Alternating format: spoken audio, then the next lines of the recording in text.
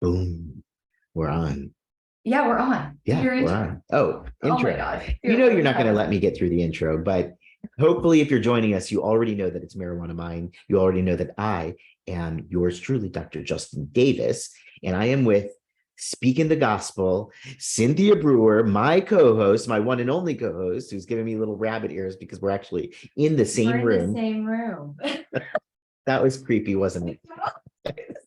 I want to make you feel slightly uncomfortable all the time.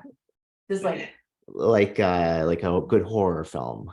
That's horror, not horror film. Lips at an ice cream shop. Oh. I want you to make. Is that creepy? That's creepy. It makes every family uncomfortable.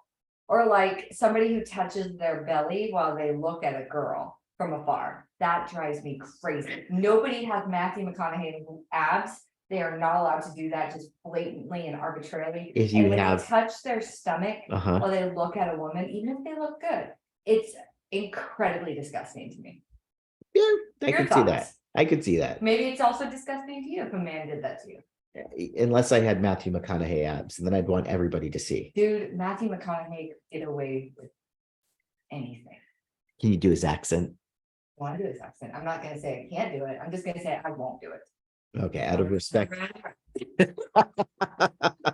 So we have a very quick episode, very, very just, brief and to the point, because we want to give everybody a legislative update about all the shit that's happening in Tallahassee, and boy, is there stuff happening, right, Justin? Boy, is there stuff happening. We have celebrities providing testimony for different committee hearings. We have a senator or a House member saying terpenes, which was the highlight of my week.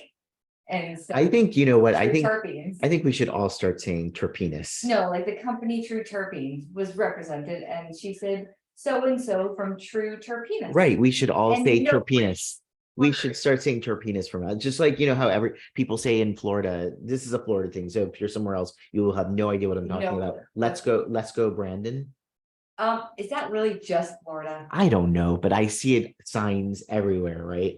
That say let's go. Because Floridians are kind of like, it's always when I'm going fishing. So right, it's in the back country. The backwoods. But or on the side of the road in Sanford at like 3 o'clock on a Friday. But can we start a thing that we all say terpenes from now on? Yeah, let's just, I'm gonna say it just because I can't not say it. But we can't force people to say terpenes. We're gonna try to start something. Terpenes. Legislative hearings fun again. Make them fun again, it's great. Here's the problem when we're in the same room. What? I don't know, do I look at you or do I look at the microphone, at the camera? It's like you're looking at the guests and you're in their room, in their office, in their car. It's hard to do. So it's harder than you would think to not directly who you're speaking with, but instead to look at the camera. You're gonna be just fine. So let's talk Tallahassee. What is your most favorite bill this year? My most favorite bill? Yes. I don't know what my favorite bill is. It's the ones that I've been paying attention to are cannabis related, whether they're hemp or, the one that affects me the most is the one with telemedicine. Okay, so we had probably a little under 20 bills this season in legislative session that we're going to be talking about cannabis or hemp specific. That's a normal year. It's a light year because we don't really have a lot of we don't need a lot of stuff. We don't have a lot of movement. We don't have a lot of advocacy. But none of them ever make it through. No, actually some do, but they're all just like minor tweaks and changes. This year, we've had an overhaul, an attempted overhaul of the entire hemp program.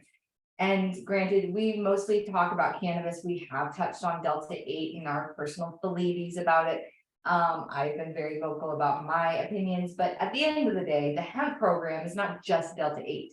It is industrial hemp, it is fiber, it is CBD, it is THCP, Delta 10, HPV, CBD, whatever you want to call it. There's so many boutique cannabinoids, over 400 cannabinoids in the profile, and we've only really scratched the surface. These newer cannabinoids are becoming problematic, and the state regulate or lawmakers are going to attempt to put a stop to it. We don't know what was the instigator, but a lot of people like to assume it was the MMTCs. A lot of funding has gone into the legalization effort by Trulieve, but I don't know, and nobody really knows who's kind of pushing this language. But we do know it's being introduced by someone in the House that is a real estate attorney. Never had a stance on hemp in the past, and then just kind of took this bite up one day. He said it's because he did hear a story about a woman whose young daughter died after consuming synthetic cannabinoids, but I don't think he knew her. He was just moved by that. Allegedly. Oh, has he been a real activist, for other things like tobacco, for NACO? He's been a huge real estate attorney. Yeah. Yeah. This is very odd. So we saw this with Spencer Roach a couple years ago with the out of left field. Now, since then, Spencer Roach has taken up some opinions on cannabis. And so now he's kind of familiar and we kind of place him where he needs to go. But when people like this, like Representative Robinson seems like a very quality guy. He has the respect of his peers and that's great. I bet he's phenomenal and tells great jokes at parties too. But as far as hemp legislation goes, the fact that he is trying to prohibit the distribution, the sale, the manufacturing of what he's considering synthetic cannabinoids, which is a very high debate, is going to prohibit, and listen clearly, this will prohibit the sale of all hemp extracted products. Now, he does claim he's going to adjust the language to include CBD that can be sold. So people that benefit from the use of CBD for a variety of reasons will be able to still use it. But nobody goes up there advocating to keep making CBD. They seem to just want to play with Delta 8. What are your thoughts? Well, it would be a tragedy to get rid of CBD. Yes. CBD has a lot of medicinal properties. We've only scratched the surface on it. And let's be honest, you're not going to get rid of CBD. So if he doesn't switch these two, he can make it illegal to make it in Florida. And then it's going to put a lot of people out of business. Yes. And it's going to make a lot of people that are not in Florida have better business because they're still going to sell it in Florida. They're not going to, all of a sudden, nobody's going to, well, there'll be a lot of feloniousness going on. Feloniosity and felonious Florida. That's what people say. So here's the thing. It's not going to happen. The majority of his language is perfectly legit. Don't make it attractive to kids. Packaging right now in Delta 8 world is attractive to kids. I mean, I am not a child and I still think it's awfully adorable that it looks like Skittles and stuff like that. So yes, you need to make it not attractive to kids. Kids that consume it have had adverse reactions. Let's protect the young children. Let's be honest, there's no reason to make it attractive to children. No reason why it should look like candy. I mean, if it's for grown-up people, I mean, it's not, because we're all not grown. I mean, if it's okay, there's a little bit of a reason, which is that if you're a grown-up, you still want to eat something that is a piece of chocolate, or you still want to eat something that's a piece of brownie. So to say, oh, you can't make chocolate or you can't make brownies is ridiculous, right? But to make it, the packaging look particularly, what a child would want or they would see and eat for sure. Yeah, there's no reason for it. It doesn't need to be done. What's the point of that? Stop making it look like things that are familiar to children and start making it look like vegetables. Because or stuff that kids don't like. Let's say it's vitamins, like that would still be very easy. That would cross that or check that box immediately. So besides not making it attractive to kids, they want to make it restricted to 21 and older, which I'm fairly certain there is language that it already is, but really driving that point home, making it so that you cannot sell it at every gas station, convenience store, corner shop, and head shop. So who can sell it then? What they want is it going to just be the dispensaries again? They don't clearly state who can, they just say who cannot. They say MMTCs are exempt from all language of this bill. And that retailers will no longer be able to I can't get behind that. I can't either. That's not what America is built on. We're built on open commerce. I could say that be even better, but you can't say, oh, only MMTCs now can sell. No, they just say they are exempt from having to follow the rules. But and everyone else can't. When everyone hears that that's they get to play with the problem. Obviously, the problem is that every corner store has it, and there's very hard to regulate it, and so they're selling direct. It's not hard to regulate it.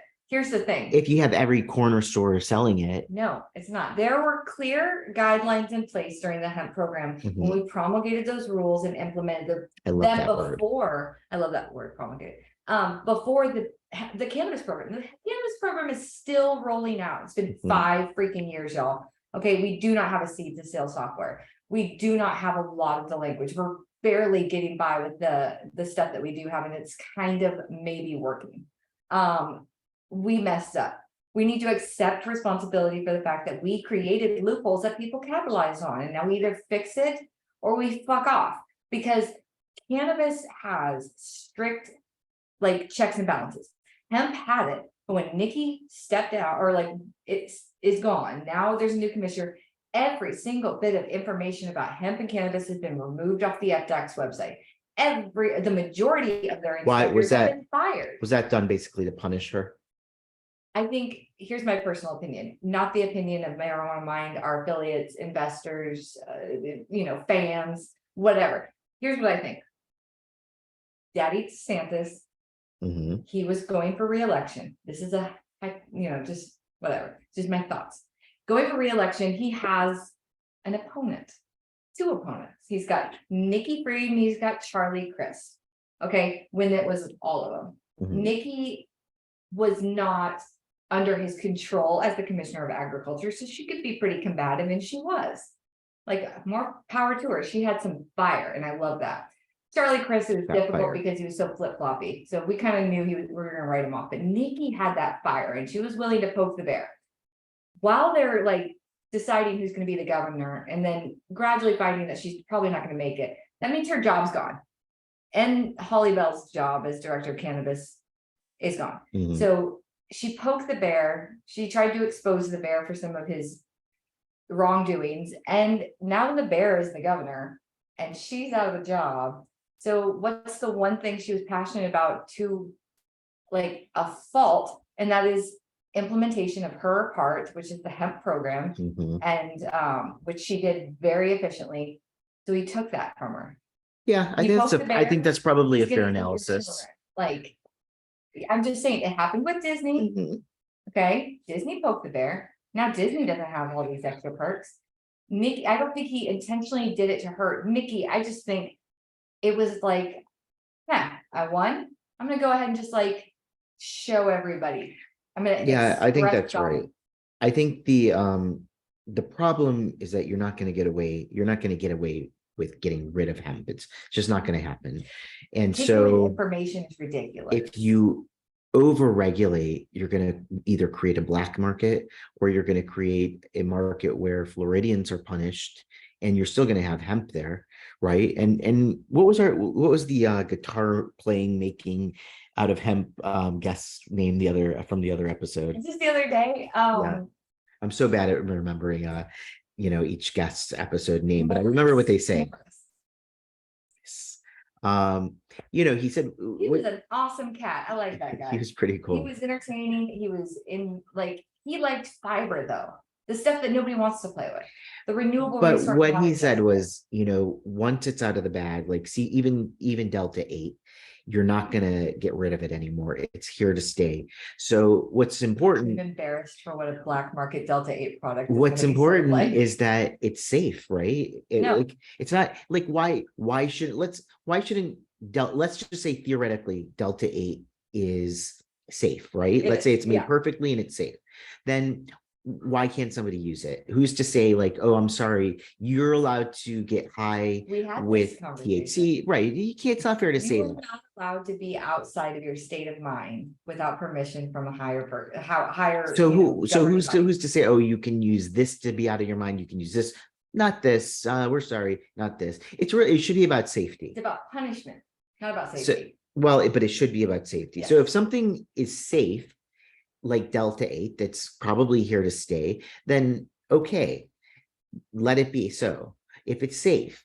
So really what they should be going after is anyone that is making and selling it when it's not clearly safe. And the only way we can know if it's safe is to test it, right? Right, but nobody wants to test for a full panel on these products. It costs a lot of money and they're trying to make money fast. Most of the Well, time, they've but been that's scaling up okay. the potency on Okay, it. but that doesn't mean that they shouldn't have to. No, Just because it's in the language, in the both the FDA. Or so if it's you law. punish not only the companies that are making it, but also the company that sells it, No, because, right? okay, first of all, Because it's easy to e-commerce has made this incredibly difficult to enforce. If you have a product that is grown in Florida, manufactured in Florida, processed in Florida, packaged, whatever.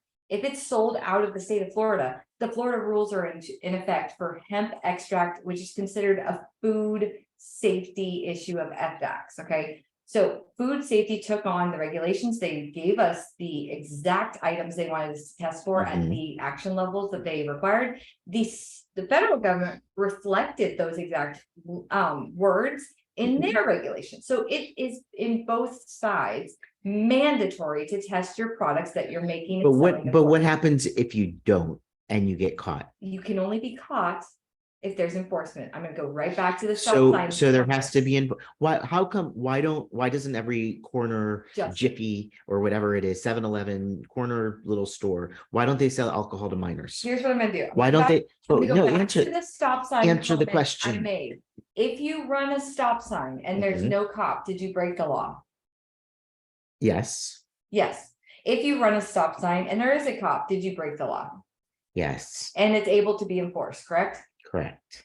The FDAX has fired the majority of their inspectors that are supposed to go out and source these products that were actively doing that efficiently for the first year and a half of the hemp program. But that And then they doesn't were- mean it should be outlawed. No, but That's the enforcement has been taken away. okay, but that doesn't mean you should outlaw something because you decided to not enforce it. No, I'm saying the reason it's being outlawed is strategic. Nobody gets laid off. Department of Agriculture and Consumer Services. Mhm. That means the protection of consumers in the state of Florida. And you eliminate the little tiny email box for people to complain about adverse reactions with CBD products. In addition to the frequently asked questions, the point of contact to go to when something goes wrong or you feel like something's wrong, they eliminated not only all information education, but also the consumer services. Of course, that's Why? hugely problematic. But why would you do that? And then why would you fire the people out there? They're supposed to enforce the law. Take away that stop sign police officer, and people are running stop signs all day because why wouldn't they? No one's gonna enforce it. So are you going to say, okay, nobody can drive because that too many people are running stop signs? I think prohibition of anything makes sense. So what, again, going back, what I'm arguing is obviously, yes, you need to be able to enforce it. Yes. You need strict regulations, but here's the important part is you cannot just punish the companies that are making it. Why not? Because they'll create a new company, lickety split. It's also the people that are actually selling it that need, just like with alcohol, right? Alcohol has to pass certain regulations to be sold, But and you also cannot sell it to bust minors. if you commit a DUI and kill somebody, like No, but No. if you're a corner store and you're selling it to minors, and you get caught, you get busted, you are in trouble. what if you're a grown-ass adult that Mhm. drinks too much, gets on the road and vehicularly homicides someone? Are Then- you going to go after Budweiser for the beer that you drank? that got Well, you you know what's intoxicated? interesting is no, of course not. But people did with cigarettes, right? They Think did, about but the they lawsuits. still because they have, you are grown up, handle your body. This is the one thing that they don't, psychoactive is the problem. Once you start saying this property is psychoactive, they don't like it because they don't want you to have the Isn't- ability to go outside of your state of mind without them. Isn't monitoring. alcohol Yes, psychoactive? absolutely. Isn't tobacco, nicotine I psychoactive? don't think so. To a certain extent, it is. I mean, comparatively to psilocybin and marijuana. Well, and- not comparatively, mean- no, but it changes your state of mind. But if I was smoking a cigarette and I got in a car accident, would I get extra charges? No, Okay, if I was in an accident in Florida, there's a no fault state, but if I was in an accident under the influence, it's a DUI and probably reckless driving, right? yeah, you get extra Okay. charges. You If I get your punch you license in the stripped away. face right now, it could be disturbing the peace. If I punch you in the face while I'm drunk, it could be aggravated assault. It's all about It punishment. still would be aggravated assault. No either way. matter what, they don't like the fact that people are allowed to kind of relax, lay back, get fucked up, have fun, and then they have no control over it. It hasn't Well- killed anybody. If we haven't seen any deaths from cannabis, not synthetic cannabinoids that people manufacture and all the extra shit that goes in there. People have died from using CBD products. That's a fact. Well, to summarize my thoughts on it, I don't think you can create a prohibition. No. So I think what you have to do is you have to have a force that can both make laws that require safety for consumers and enforce that, enforce it by the people that are selling it as well, very strictly, so that they're selling bum brands. They can't say, oh, we're sorry, we didn't know, because obviously Vet your supplier. they're going to have to vet the supplier, because other supplier is just going to open up a different, a different name, rebrand it. They could very well know that and sell it. They have to vet their supplier, which means there's going to have to be some kind of central certifying agency that you can trust. Sweetie. Fine, do all of that. Do it all. Well, there of wasn't that. a The certifying agency, was yes, there? was. A central certifying agency for For all like no, Delta 8, no, for they'll never example? have like a central. There could be. Like a FDA. The thing is that they had the protocols in place. They also had the perks in place to be a fresh from Florida producer, which means you bought your biomass from a Floridian farmer. You processed it in Florida. Mhm. Okay, you manufactured in Florida, you tested in Florida, you sold to Floridians, and you get to have that little tiny fresh from Florida endorsement stamp from FDAX. It was working. And then it immediately stopped when people started to say, we don't think this is working anymore. We feel like this is too many liberties for one group to have. You know what? I don't know what to say. Something's up. Something's up. You don't just go and start prohibiting things left and right. We know there are some bad So actors or good what's your actors, I'll say. what's your Nancy Drew hypothesis? And wait a second, before you answer that, why does my head look so big compared to yours? I don't know. It does look large. How if I go like this? Is that better? That's way better. So much better. Okay, just do that. Damn, thank God you fixed that. Okay, so my hypothesis, Yes. we've had and heard both on the Senate and the House side a lot of public comment. Okay, people all over the hemp industry, people that have came here, people that have immigrated here and capitalized on this industry, made great lives for them, employed Floridians, and really pay, and they have to pay taxes because it's not medicine, so they're funding, they're doing the right thing and they're contributing, right? Mhm. They are employing people during one of the worst recessions we've seen since 2008, and it seems all good and well. However, when they get up to supply, provide, and contribute to public testimony, you are speaking to people that are voted in by their constituents throughout the state of Florida. Every committee is that way. The bill sponsor is somebody that it doesn't make sense to you, but don't go up there and just talk about how you're going to lose money and there's going to be jobs lost, because you're only telling them the bad side of what this bill means. What you need to do is you need to go provide testimony and tell them how to fix the bill. You need to say, listen, these parts are great, these parts don't make sense. Here's why, the end. Stop talking about how many jobs are going to be lost. Those jobs were created in an opportunistic retail market that kind of capitalized on the shade, okay, the loop. So woe is me for every retailer that got up there and said, we're going to lose all our money. Dude, you got a gimme for a long time. You were told to make hemp and hemp extract, and everyone decided to start dabbling. Don't tell the sob story about how all these things are going to change for you and your employees. Tell them how to fix it. Stop whining to our regulators. They need to know how to fix it because they are not voted into place with the all-encompassing knowledge of how to do this. You have to tell them, but everybody that goes up there is just crying. And it's really frustrating because they're literally asking you to help them and no one's offering any advice. I mean, a couple people did. I'll give credit where credit's due. There were a couple of gentlemen that went up there, and then there was also a couple of people that just seemed to want to be on TV.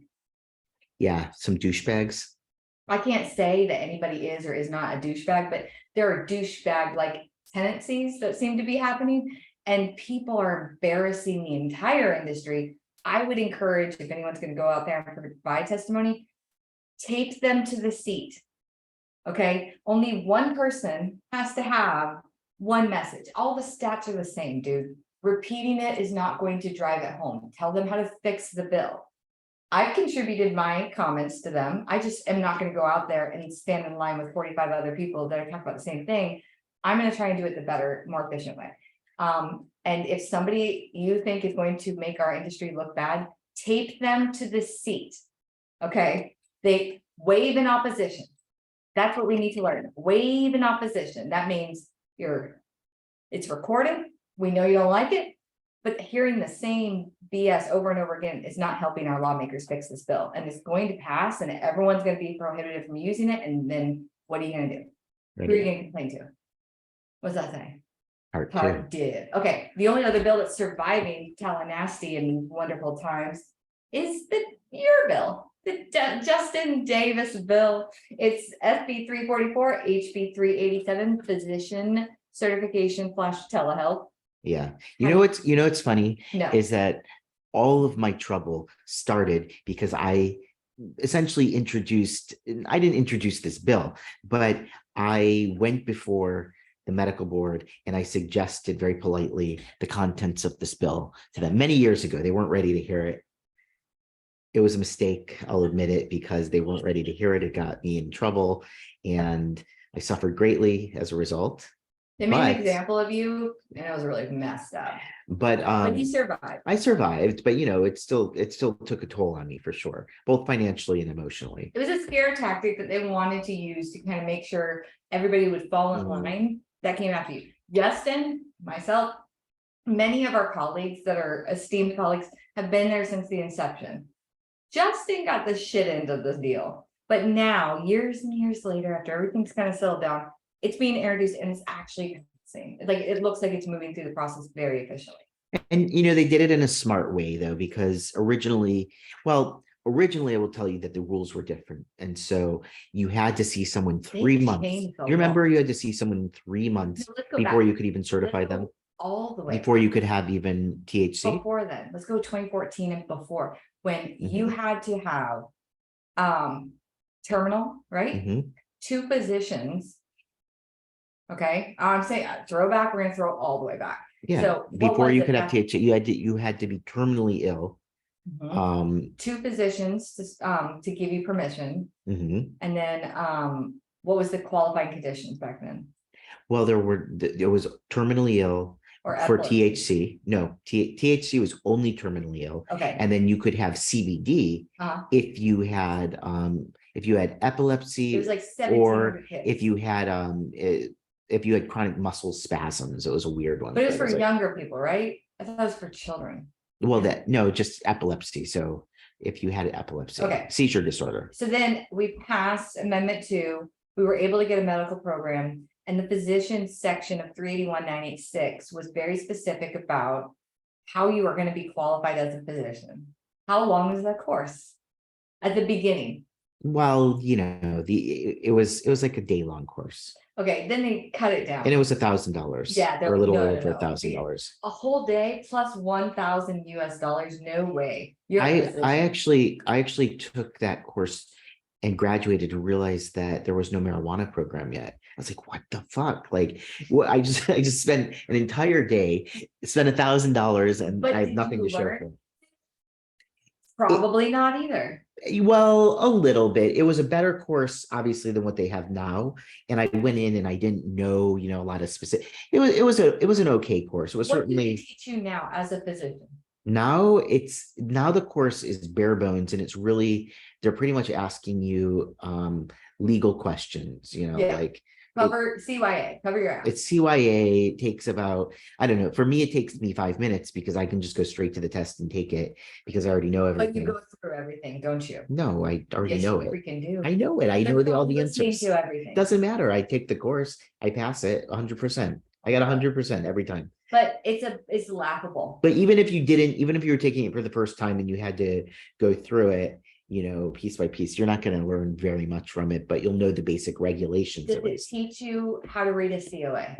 No, Does it teach you about the language that the MMTCs have to follow to stay safe? Or how to know when an MMTC messes up so that you don't tell your patients to go there? no, of course not. Wow. Do they give you any tools? Do they give you any inside info to keep you up to date with what's happening in the industry, good, bad, or ugly? No, it's not about that. Interesting. Awesome. They just, No, it's just about getting a little money and keeping track of the physicians that are doing it. wow. Okay, well, But this is a big deal then. Because although that was the beginning. but in the beginning, here's the other thing, Rona. is that no, before Rona, you had to see somebody 3 months prior to being able to recommend anything for That's them. right. So the first patient Oh, God. that I ever had, he was terminally ill with cancer. I saw him, and then and we were all scared back then because it was such a new program that we want. At least for me, I wanted to follow exactly to the letter of the law.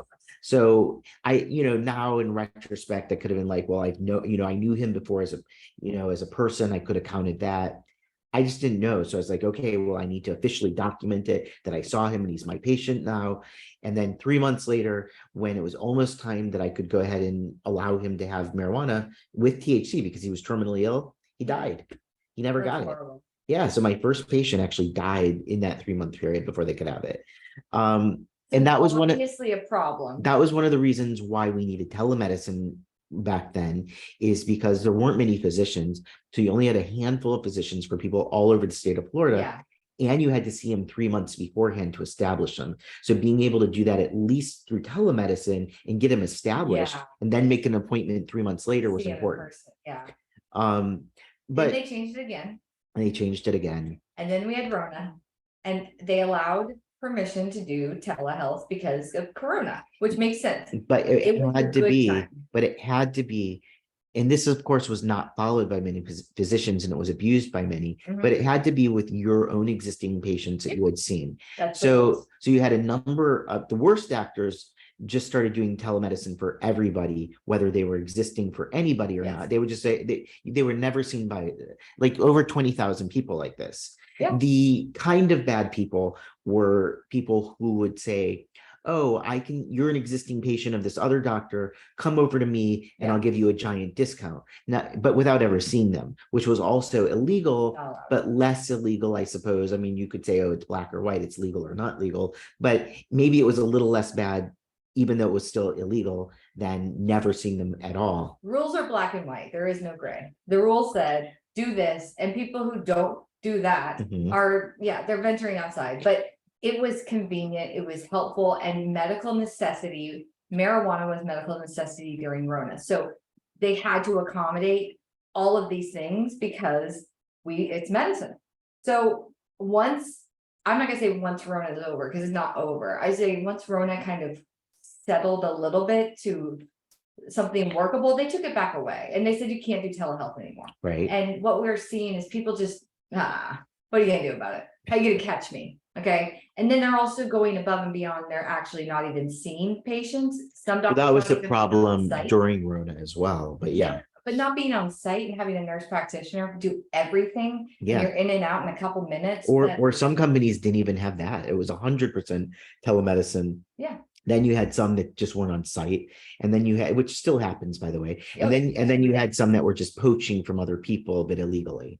So this bill in the House and the Senate are companion bills. So that's good. That means has a chance. It's more likely to pass and actually be implemented into law, because if the language is almost identical, they're gonna fight out the little, like nitpicky things, but then it's got favor. So it should pass and the governor will sign it and go into effect in July. Broder is representing the Senate with his. It is in the Appropriation Committee, Health and Human Services. It will be heard on April 18th at 8:30 in the morning, and just watch it. Florida Channel is the best. If you can't watch it live, then there is a video archive or video library where you can go back and watch it. Just watch the process. Now, if you have a chance to watch any of the hemp stuff, highly suggest it. Very entertaining. It's almost like Cynthia, what is, sorry to like All right, let her Maury finish. Povich. Maury Povich. I was trying to think of a good analogy for the woman who said her penis. Her penis. She's How like about a the chit chat. guy that said that he was an actor? Oh, the guy that's like, hey, I'm so and so. You might recognize me from such shows as Blankety Blank on MTV. I think he was actually being recorded by MTV that day. And then there was the other Getting man guy bun. who went in, he's like, you have to listen to me. Okay, Listen that guy here. was intense. There He was was a intense. gentleman that went up there. He was very intense. He was very like controversy, scandal oriented. So he said that why is this gentleman who is a real estate attorney introducing hemp legislation? Great point. Why have you not called me back after 17? Okay, now you're sounding like a crazy ex a little bit. I mean, And then they corrected him. he had good points, but he was definitely came across as kind of arrogant and combative. People that talk too loud at other people, like, you better listen to me. I just stopped listening. Yeah, that when I'm sure, Very especially the people, are pretty arrogant, I feel like, And they've that are on the been sitting committee. for hours, by the way. They don't get like that. breaks. Don't tell them what they have to do. No, I'm saying the Senate and House members have been sitting there for hours. Do you really think they give a shit about what you have to say when you say, you better listen to me? Like, that's almost like, dude, you already got on the wrong side. That keeps happening. It is entertaining, but it's not productive. But here's my question for you, because you're watching this a little bit more closely than I am. Love this shit. Is going back to 344, 382. Yeah. What are they trying? What 387? Oh yeah, 387. Yeah, she's right. 387. What is it? What is the fine language that they're trying to hash out on that? There's actually, it's not to that point yet. That'll be at the very end. Right now, we've got the Senate bill in a committee. The House bill is added to the last House calendar. It's a little bit further along, and they're going to hash out some of the differences on the floor. There aren't many, so it will allow for physicians who have already seen in physical form, in person, a patient. They can see them subsequent times through telehealth. And you cannot swap around different physicians. You cannot be a physician's group. You cannot. And that's what worried me, that because, maybe if you had asked me a few years ago, before I saw how people were going to abuse the system, I would have been like, why not? And I understand why. There's so many reasons. But it will be abused immediately, and it will put physicians like me out of business, which some people would argue, well, that's just inevitable. Things are going to change. It's a progression towards basically making it recreational. But that's not what they're trying to do with this program right now. They're not trying to make it recreational yet. They don't want rec. And if they want to keep it legitimate, at least as much as possible, where you have people like me that are highly legitimate, that are seeing patients and have relationships with patients, you can't make that caveat, because it will immediately destroy that. You'll have physician groups all over the state that maybe someone saw them initially, maybe they didn't. It'll be hard to regulate. And even if one person happened to see them, after that, it'll be sacrificial lamb physicians. It'll be the race to the lowest price point is what it'll become. The head person that owns the physicians group capitalizes on the fact that if you tell all of the physicians in your group, just do it this way, and they get caught, they are responsible. They hold the certification. So then you just replace it with another one. Like, you don't feel any backlash for breaking the rules. The physicians do. And sometimes they don't know that they're really breaking the rules. And sometimes they definitely know. But don't worry about physicians group. You have to see the patient, then you can see them subsequent times through telemedicine. It's going to make it very great for patients to be able to see. If you're paying $50 for a doctor's visit, you're not seeing a doctor, and you're not having a quality visit. I guarantee you that. Right. So, or they're doing something. They're like baiting you to get you in there. But you're not. It's not going to be It's not going to be a real visit at that price point with a physician. It can't happen. Do patients care? All they really want is, give me permission to smoke weed on the regular, and then you give me that permission. I mean, that's it, right? That's the flip side argument, is that maybe it shouldn't be a medical program. Maybe it should be recreational. I don't think anybody's ready for that, but that's where we're going. 2024. Right. And so up until that, should we make it kind of recreational, or do we keep it as a strict medical program? No matter what, medical is medical. Okay. It's going to be tax exempt. You can't tax it. That's a great perk that people just don't even remember.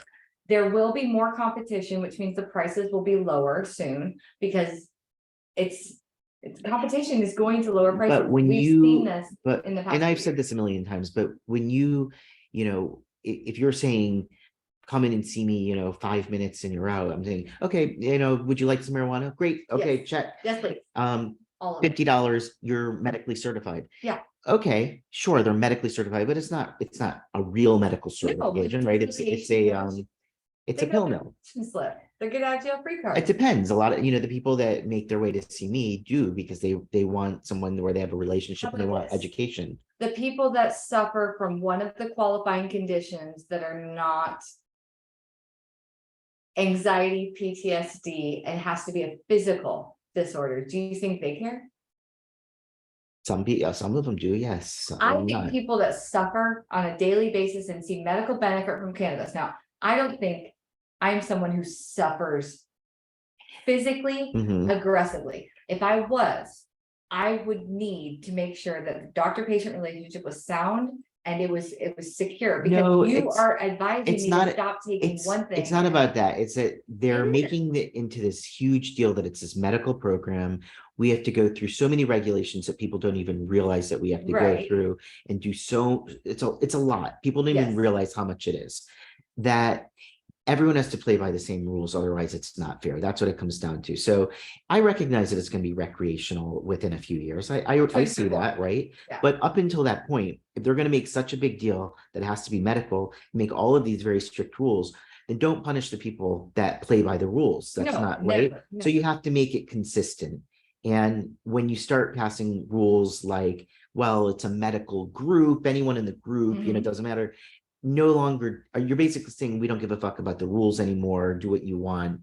And that's not really fair for everyone that still feels like they have to play by the rules. The thing is like, when we were coming up with the framework for what is Mhm. now the medical program, the biggest fear from lawmakers were pot shops on every corner, Mhm. the pot leaf being advertised everywhere, and neon signs, late night. The CBD world was the biggest fear. What CBD is today at head shops was the actual fear of lawmakers back in the day. Mhm.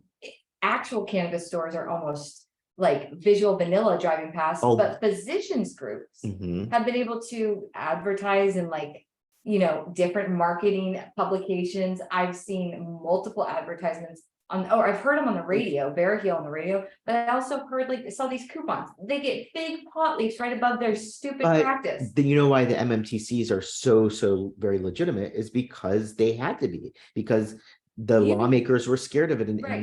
made tight regulations about it. But we didn't do that for physicians, and Well, we didn't do it for CBD. because they didn't think that physicians And we never groups, thought. and it's not really so much physicians, it's physician groups that have nothing to do with physicians and just go in and hire heads, It's right? marketing funds. Right, so it has nothing to do with physicians per se. Advertise. That's what they should really do, is they should say that a doctor's group or a doctor's office has to be owned and run by the physicians. Yes, that way if he gets in trouble for doing nefarious activities, the whole operation shuts down. Instead of him just being replaced with another one. So the lawmakers' fear was probably legitimate. Very legit. However- The legitest of fears. However, I will ask you this, why were they fearful of that? Is that like, is To society be honest with broken you, down because you have neon signs that No, have I marijuana think- leaves? the neon signs and the pot leaves thing is the actual physical, like, fear of all the lawmakers that they thought the cannabis industry would look like, okay? That's separate. They forgot to put language in about physicians not being able to advertise. They thought they were doctors and they were gonna be uppity, and so maybe they would never do that, so we never put it in there, because we thought they'd be like upstanding people. Nope, they love the neon and the pot leaf and the billboards and all that stuff, whatever. But are they hurting anybody with that? No, they're hurting people when they don't give a shit about the patients and they give a shit about the paper, the money, making that cheddar.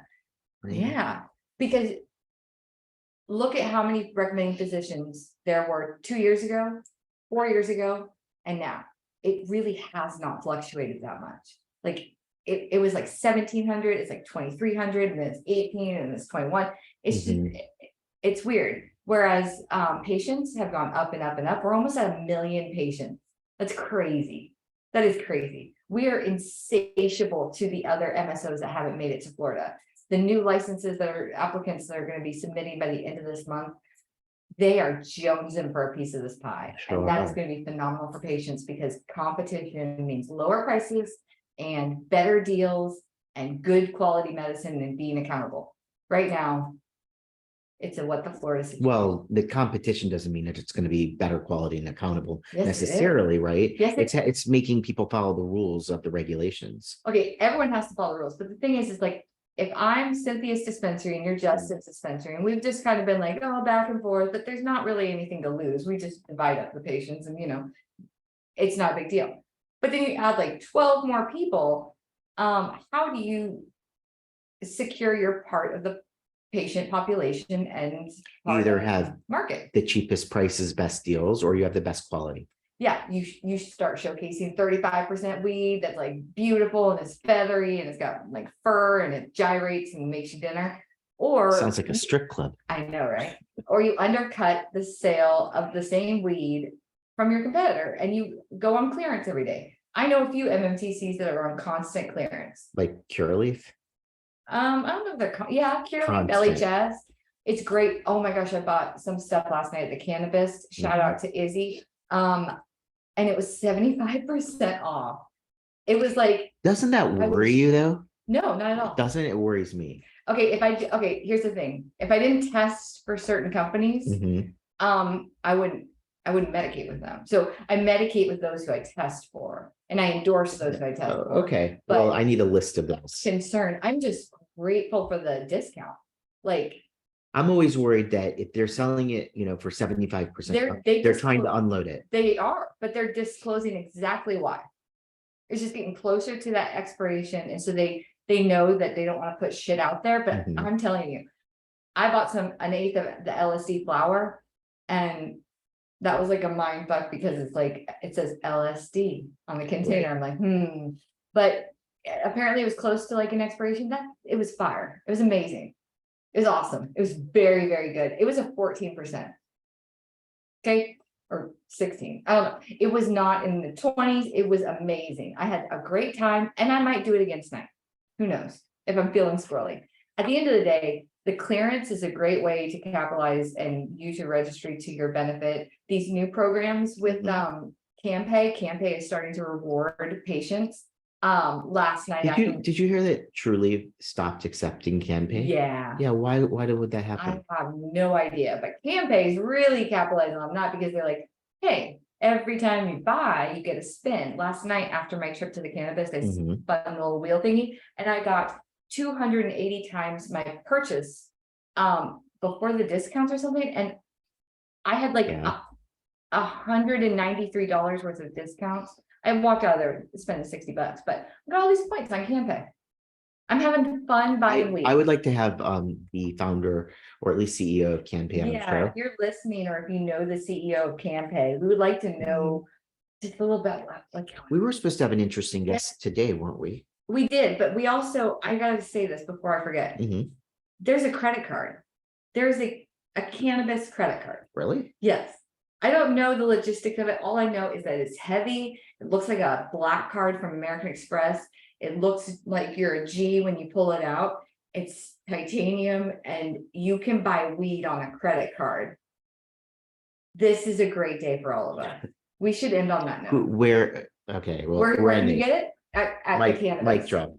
Oh my gosh, we actually have a mic. Don't drop it though. At the cannabis, they have it. Go check it out. I don't know the ins and outs. It's not like a Visa. You can't use it to go buy groceries. It's a one-trick pony. It is a novelty thing. I always feel like I should be crooning on the mic. You have no idea how close that is to your face right now. I do know.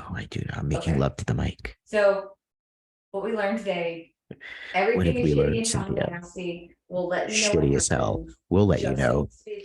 I sure do. God. And you can buy weed on a credit card because credit's not real money. It's not. No. Neither is cryptocurrency, but it's real if you make it real, right? If you can buy, if you can buy something with it, it's real money. That's what money is. Everyone agrees that it's real, and you can use it to procure things, or to pay for things. I would like to trade. I mean, isn't really most modern money really just a form of bartering in the end? like electrical help. Hey, I barter my services sometimes. I mean, there's some people that just don't need the money, but they would love the weed. Now, we can't do that in the state of Florida, okay? Obviously, that is against the rules. Hypothetically, I would love it if we could barter, and that could be a new form of, like cannabis currency. There you go. We'll explore that. I mean, we do have credit cards now for cannabis. This is a big day. We are moving forward. Hey, let's show them my eggs, speaking of bartering. Last thing, before we sign off for the marijuana mine, these are Justin's eggs. He picked them himself. He plucked them from a bunch of single women. Look at these colors. Apparently colorful eggs mean. Look at these rainbows here. I'm glad they're producing again because I was Yeah, really concerned. pretty that good, they huh? weren't. Okay. I have names for the different eggs. Okay, that's weird. No, because you recognize like which. No, let's just stop it before it gets really weird. This is Cynthia Brewer signing off with Marijuana 9. We will talk to you. Yeah, next yeah. week. And my wonderful co-host. Keeping it lean, keeping it green as always. Dr. J. Davis coming at you. Wow. Me too. Oh my God. That would be freaking the tits.